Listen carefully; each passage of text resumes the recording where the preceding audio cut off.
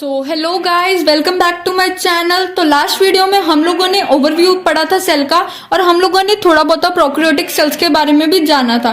ठीक है, तो इसी वीडियो में हम लोग जो जानेंगे that is the cell wall और उसकी जो मॉडिफिकेशंस होती हैं उसके बेसिकली पढ़ेंगे। ठीक है, अब हमारे जो प्रोकैरियोटिक सेल्स होते हैं बेसिकली उनके अंदर एक केमिकली कम्प्लेक्स सेल एनवेलप की प्रेजेंस होती है और हमारा जो सेल एनवेलप है वो एक टाइटली बाउंड 3 लेयर्ड स्ट्रक्चर है, यानी कि उसके अंदर 3 लेयर्स प्रेजेंट होती है। The first one is the glycocalyx which is the outermost layer, the middle one is the cell wall and third one is the plasma membrane। वैसे तो इन तीसरे से डिफरेंट होता है, लेकिन जब इन तीनों को हम एक साथ रखते हैं तो एक सिंगल प्रोटेक्टिव यूनिट की तरह ही एक्ट करती है जो प्रोकैरियोटिक सेल्स को प्रोटेक्ट करने में हेल्प करती है। ठीक है, अब हमारा जो बेसिकली जो बैक्टीरिया होता है, ठीक है, बैक्टीरिया जो होता है उसको हम 2 बेसिस पे डिवाइड करते हैं। First one is on the basis of differences in the cell envelope. Cell envelope में जो डिफरेंसेस आते हैं उनके बेसिस पे हम लोग इनको डिवाइड करते हैं। And second one is on the basis of response to staining procedure. ठीक है, जैसे जो हमारे बैक्टीरिया हैं वो स्टेन करते हैं अगर हम उनको,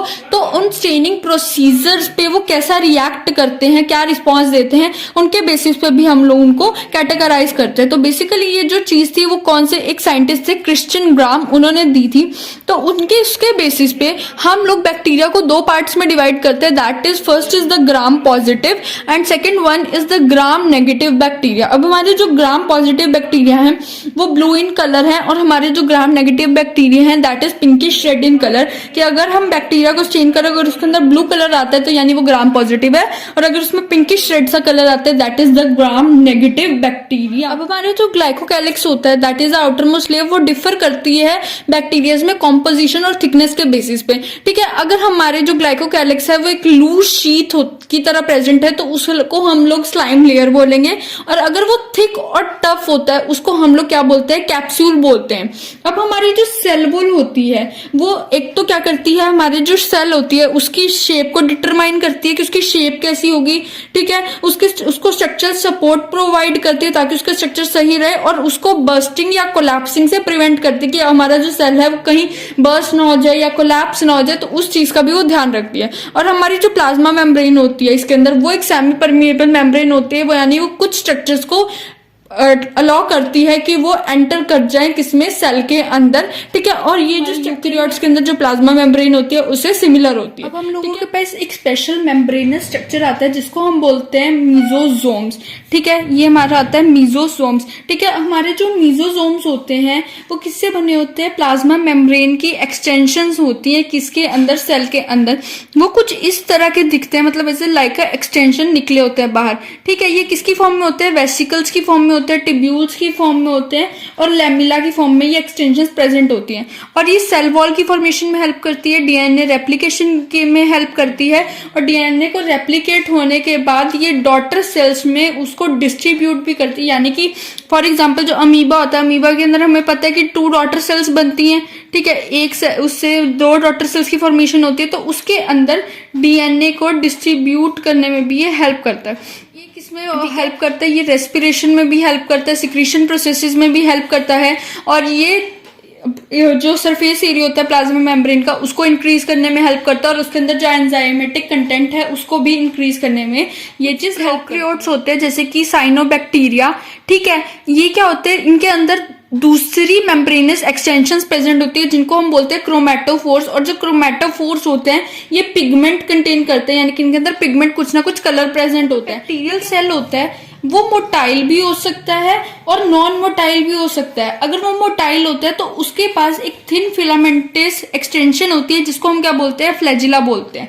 ठीक है, अब हमारा जो फ्लैजिला होता है, ठीक है, वो आगे 3 पार्ट्स में डिवाइडेड होता है। The first one is the filament, second one is the hook and third one is the basal body. और हमारा जो फिलामेंट होता है ये सबसे लॉन्गेस्ट पोर्शन होता है और इस सेल सरफेस से लेके उसके बाहर तक ये एक्सटेंड होता है। ठीक है, ये हो गया बात हमारी। अब फ्लैजिला के अलावा पिलाए और फिम्ब्रे भी क्या होते हैं, सरफेस स्ट्रक्चर्स होते हैं बैक्टीरिया के, लेकिन ये स्ट्रक्चर्स उसकी मोर्टेलिटी में कभी भी हेल्प नहीं करते हैं। और यहाँ पे वर्ड मोर्टेलिटी मीन्स मतलब उसको लोकोमोशन यानी कि मूव करने में हेल्प नहीं करते हैं। नॉन मोटाइल मतलब जो मूव करने में हेल्प नहीं करते, और मोटाइल वो जो मूव करने में हेल्प करते हैं।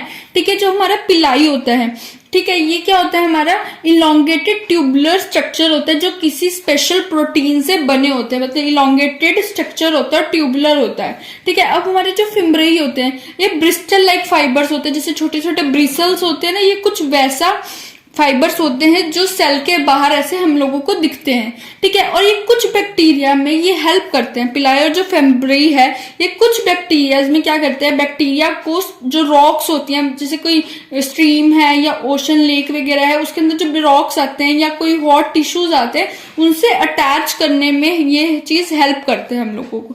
ठीक है। अब नेक्स्ट टॉपिक आता है हमारा राइबोसोम्स। ठीक है। अब हमारे जो राइबोसोम्स प्रेजेंट होते हैं प्रोकैरियोटिक सेल्स में, वो किससे एसोसिएटेड होते हैं, प्लाज्मा मेम्ब्रेन से वो एसोसिएटेड होते हैं। ठीक है। और जो हमारे राइबोसोम्स होते हैं बेसिकली इनका जो साइज होता है वो होता है 15 to 20 नैनोमीटर।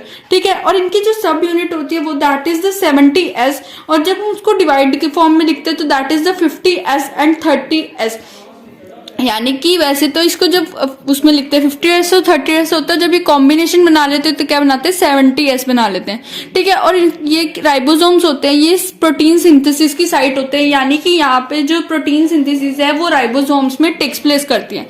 अब एक वर्ड आता है दैट इज द पोलीजोम, और इसको पोलीराइबोसोम्स भी हम लोग कहते हैं। ठीक है। पोलीसोम्स का क्या होता है meaning, the several ribosomes attach to a single RNA, और वो क्या फॉर्म करते हैं, एक चेन फॉर्म करते हैं, उसे हम बोलते हैं पोलीसोम्स कहते हैं। कि मान लो एक सिंगल एमआरएनए, उसके अराउंड बहुत सारे राइबोसोम्स प्रेजेंट होते हैं, और वो राइबोसोम इस तरह फॉर्म है कि वो एक चेन की फॉर्म दे रहे हैं, तो उसे हम क्या बोलते हैं, पोलीसोम्स या पोलीराइबोसोम्स बोलते हैं। ठीक है। नेक्स्ट आता है हमारा राइबोसोम्स जो होते हैं पोलीसोम्स के अंदर जो हमारे राइबोसोम्स प्रेजेंट होते हैं, वो एमआरएनए, जो उसके अंदर एमआरएनए यूज होता है, उसको एक प्रोटीन में कन्वर्ट कर देता है। ठीक है। ये होता है। नेक्स्ट आती है हमारी टर्म, बहुत ज्यादा इंपॉर्टेंट टर्म है, ये बहुत सारे एग्जाम्स में आपसे पूछा जाएगा, that is the inclusion bodies. Inclusion bodies क्या होती है कि जो रिजर्व मटेरियल्स जो प्रोकैरियोटिक सेल्स के अंदर पड़े होते हैं, ठीक है, वो किसकी फॉर्म में स्टोर, वो किसमें स्टोर होते हैं, साइटोप्लाज्म में स्टोर होते हैं, किसकी फॉर्म में, इंक्लूजन बॉडीज की फॉर्म में स्टोर होते हैं। यानी कि जो हमारा रिजर्व मटेरियल, ठीक है, कोई मटेरियल जो हमने रिजर्व कर रखा है किसके अंदर, प्रोकैरियोटिक सेल्स के अंदर, किसके अंदर, प्रोकैरियोटिक सेल्स में भी साइटोप्लाज्म के अंदर। ठीक है। वो क्या बनाता है, इंक्लूजन बॉडीज की फॉर्मेशन करता है। ठीक है। और हमारी जो इंक्लूजन बॉडीज है ना तो ये किसी मेम्ब्रेन से बाउंड है, यानी कि ये मेम्ब्रेन बाउंड स्ट्रक्चर नहीं है, और ये साइटोप्लाज्म में बिल्कुल फ्री लाई करता है। ठीक है। और इसका एग्जाम्पल आते हैं हमारे फॉस्फेट ग्रैन्यूल्स और ग्लाइकोजन ग्रैन्यूल्स, ये सब इसके एग्जाम्पल्स होते हैं। और जो गैस वैक्यूल्स जो होते हैं वो किस में प्रेजेंट होते हैं, वो ब्लू, ग्रीन और पर्पल और ग्रीन फोटोसिंथेटिक जो बैक्टीरियाज होते हैं उनके अंदर ये सब प्रेजेंट होते हैं। So this is for the prokaryotic cell. Next video में हम लोग यूकैरियोटिक सेल्स के बारे में पढ़ने वाले हैं।